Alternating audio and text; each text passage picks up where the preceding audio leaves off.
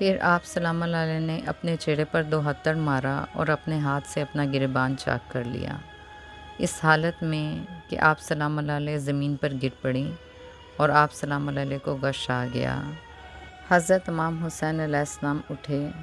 اور بہن جناب حضرت بی بی زینب سلام اللہ علیہ کے چہرے پر پانی چھڑکا تاکہ جناب حضرت بی بی زینب سلام اللہ علیہ ہوش میں آ سکیں۔ آپ علیہ السلام نے فرمایا، اے بہن، خدا کے لیے صبر و شکبائی سے کام لیں، یہ جان لیں کہ تمام اہل زمین کو موت آ جائے گی اور نہ ہی اہل آسمان باقی بچیں گے، اور ذات خداوندی کے علاوہ ہر شے ہلاک ہو جائے گی کہ جس نے اپنی قدرت کاملہ سے تمام مخلوقات کو خلق فرمایا ہے، اور خدا بعد از موت سب کو زندہ کرے گا، اور وہی یگانہ و یکتا اور بے مثال ہے۔ میرے نانا حضرت محمد مصطفیٰ صلی اللہ علیہ وآلہ وسلم، بابا امیر المومنین حضرت علی ابن ابی طالب علیہ السلام،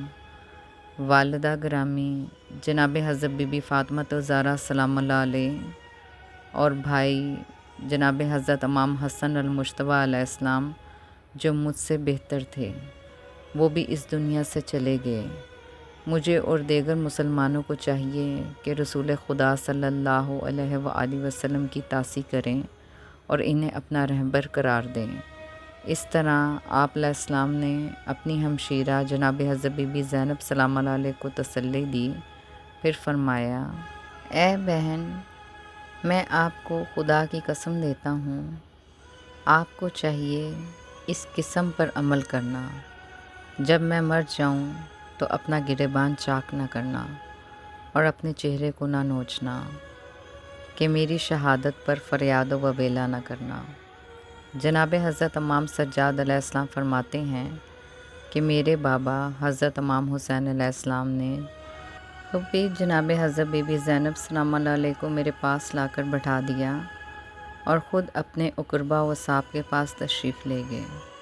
اور انہیں حکم دیا کہ اپنے خیمے ایک دوسرے کے قریب کر لو